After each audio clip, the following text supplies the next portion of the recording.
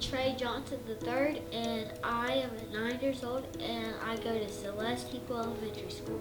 I'm Ben Johnson, Benjamin Johnson II, and I am Trae Johnson's father. He actually was born a couple weeks premature, and his lungs were underdeveloped.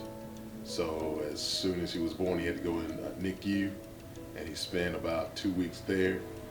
And ever since then, we've had issues with his breathing. When I was 8, I started my first football season, and it was fun, but we lost a couple games. We won some. In basketball season, when I was 9, I played, and it was fun too. I get to score points. You know, as a father, you look at your son, and it's kind of hard to just try to, tell him that he could not play because it would trigger asthma, and it could possibly lead to him being hospitalized. It's just tough to tell him that.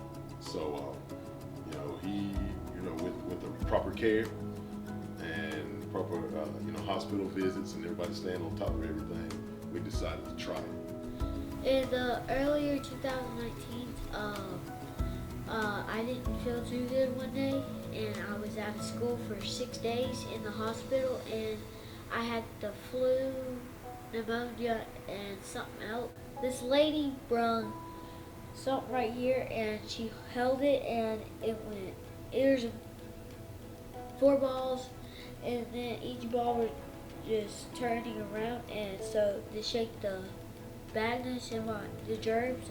And then the next one, she did it on my back because there was stuff back there too. And at one point, his breathing was so shallow that he couldn't get the medicine actually into his lungs.